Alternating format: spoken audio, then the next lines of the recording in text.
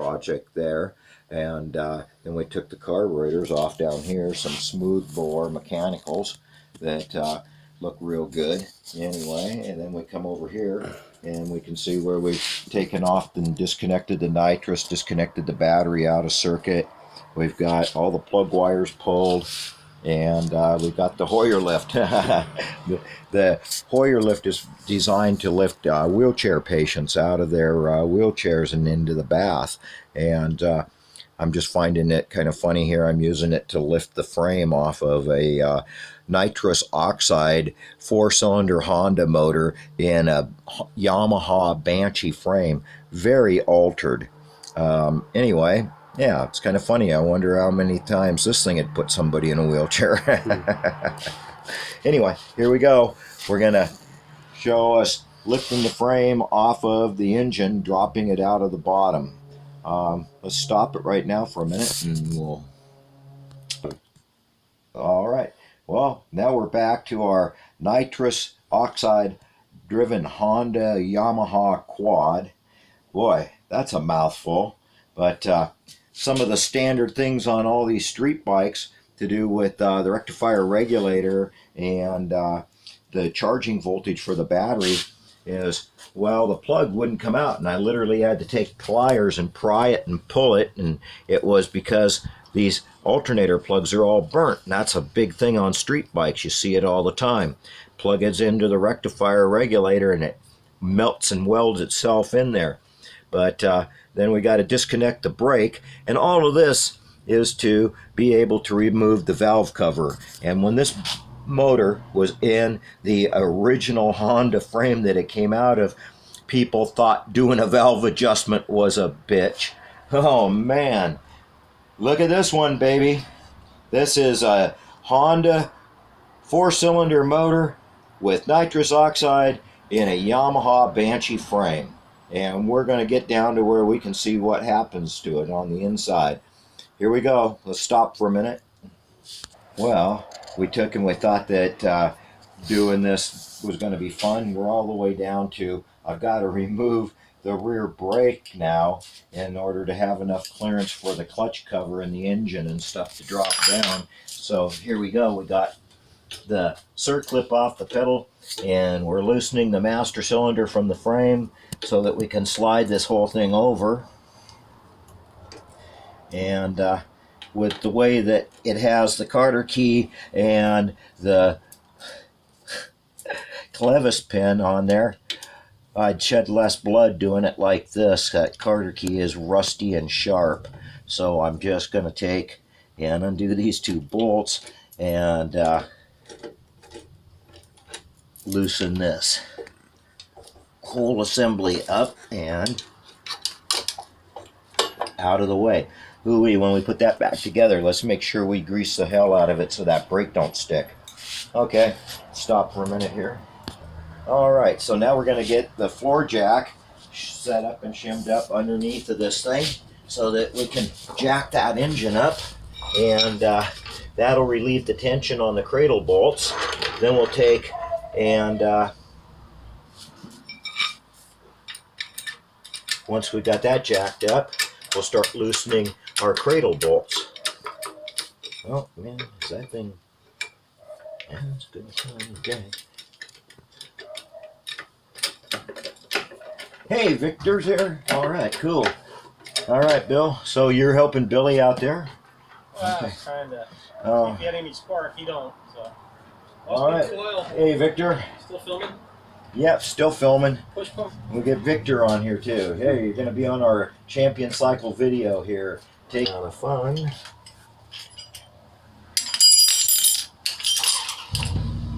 Having that kind of coil on your truck, he doesn't have a.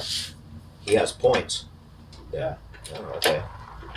But doesn't that look like a 350 coil, or is there a difference? No, there's no difference in them coils. That's the same coil that's in both of my trucks. And that's a GM 12-volt coil.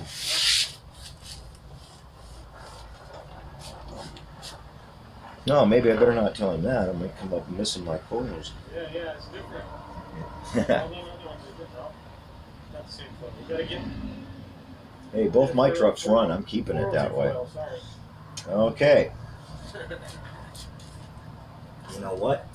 I'm thinking I gotta undo these two bolts back here as well as that foot peg going up in the top. Yeah. Okay. Okay. So, and that's all 9/16 stuff too. Right there, and I got the 9/16 here, and we got her jacked up there. We got that Hoyer lift all set. Hey, Bill, you want to turn on the air compressor for me? Right here.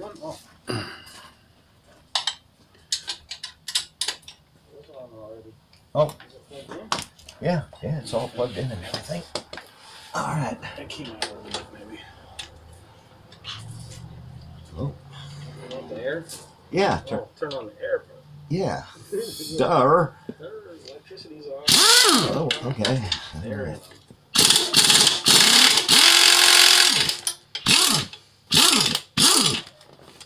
Oh boy, that's a hell of a motor mount bolt. Are we filming this then? Yep. All right, cool. And this is so we can separate the subframe down below. We got a couple of extra bolts here that, well, somebody didn't want this thing to flex anywhere, so I think they did a pretty damn good job of making sure here with these two bolts. But then you're dealing with a lot of torque with that 4-cylinder motor. Okay, I think I got it on there. Oh, there we go. Now I know I got it on there. Okay. And one more time. There we go. And there we go. Okay. And now I'm going to take this one out on this side. And that foot peg pivots around. Let's just take it off as well. Oh boy, 2 threads holding that foot peg on. Ooh-wee, that looks good. That would have felt good on the old sack going over the top of a hill at 140 and have your foot peg fall off. And then you know what happens? Your foot gets sucked under the tire and it runs you over. Ooh, at 140, that'd make a spectacular video. Hey, let's do that one, Kenny. Okay. You riding? There's this side. Now we're going to go do the other side. We got the right-hand side. We're going to go over and do the left-hand side now. All right, here we go. We're going to and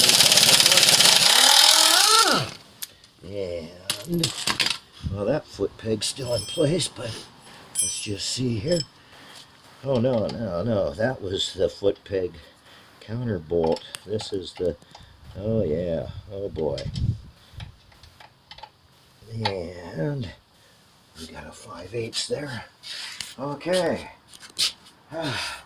Man. And, oh, yeah, there we go. And,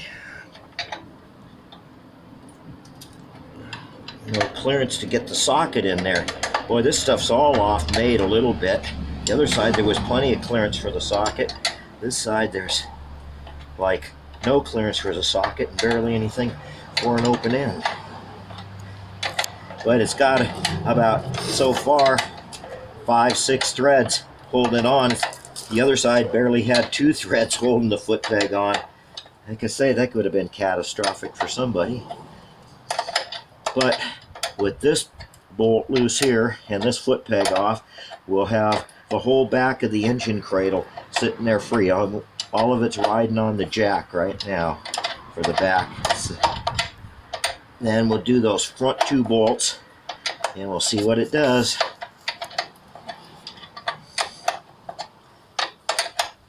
Oh yeah, boy. He's got about 15 good threads on this foot peg on this side. Yeah.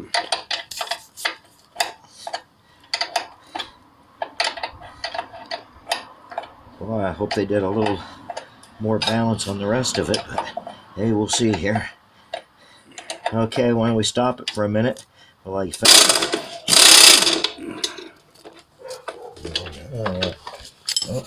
got the 5/8, not the 9/16. Okay. Yeah. Okay. And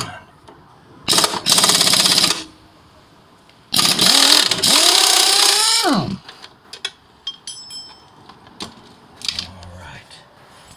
Then we'll have to take the punch that one. That's the front. Okay. The top two now. And alright, 9/16 on that one. And I can hold this one over here if you want.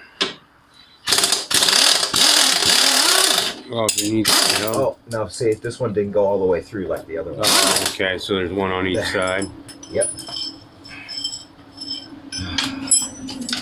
But then we're still got that big one that we're going to have to use the punch and the hammer on to knock out. So there must gonna have to double check the bills. Thank God for that. I thought that was blood. Okay. Here we go.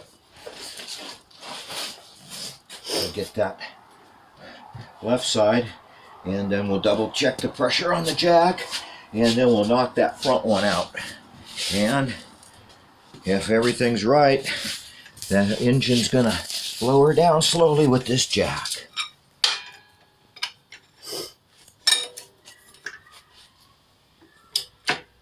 Okay. And nope. Just a second there.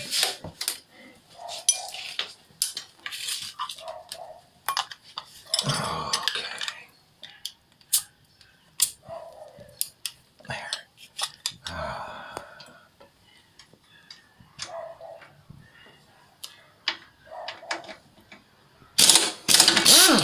Oh. Boy, old Mo's got some torque there.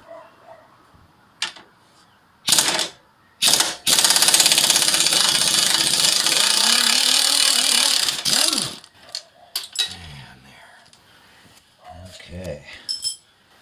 And we've got the bolts all off. Okay. And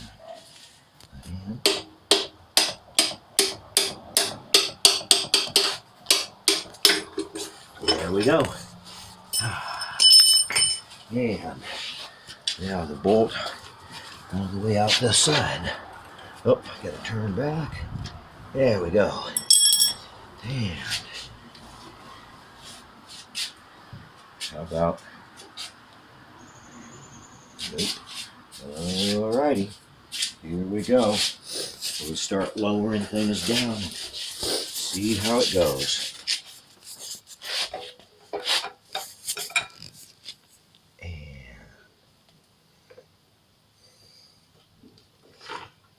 Oh, it's stuck in there. Hanging up somewhere, huh? It's got to get pried on to come out. So. What about these little things? Is that holding anything? Oh, well, that's holding the skid plate. Oh yeah, to the bottom of the cradle, and I'm jacking it up off of that skid plate. So there we go. That's lifting it back. All right. Let's stop for a minute. We'll get some pry bars and what he did.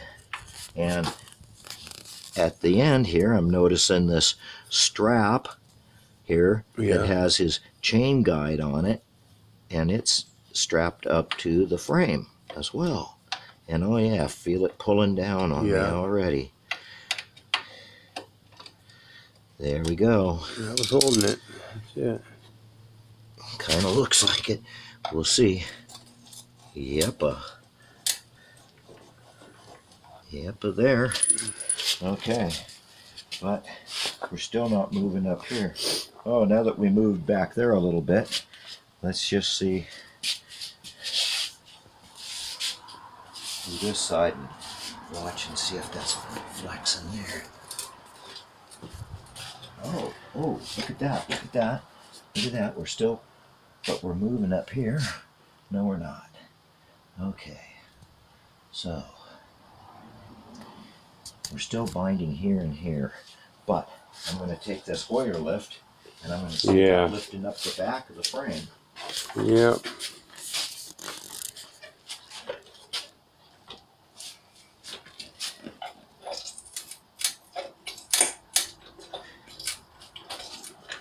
Huh.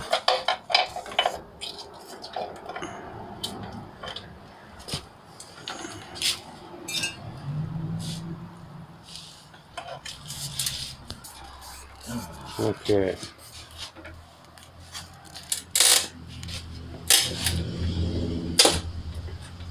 Oh yeah, I think it's painted together. Yeah.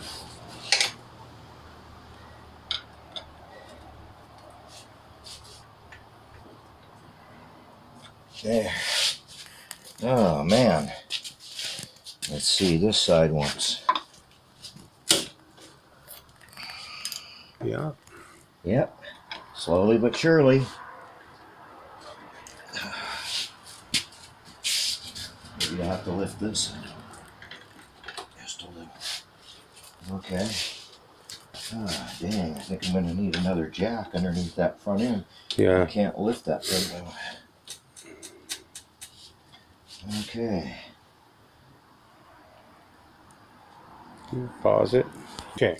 Alright, so we're gonna take this other motor mount bolt out. We started that and we're gonna go to this other side over here. I grabbed the 9/16 wrench. And we're gonna take these bolts out over here, and I'm hoping that's gonna release the bind on the engine cradle so it'll well, I was hoping it was gonna drop down.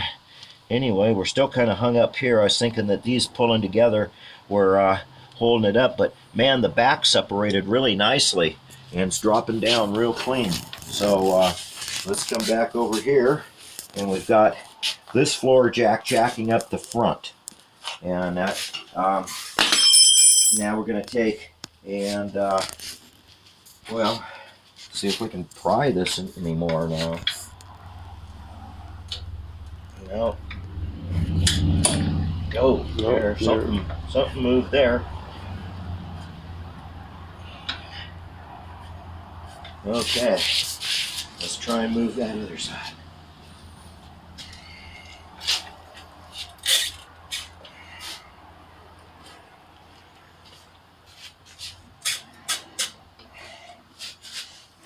Okay, maybe if we're just prying each side a little bit at a time.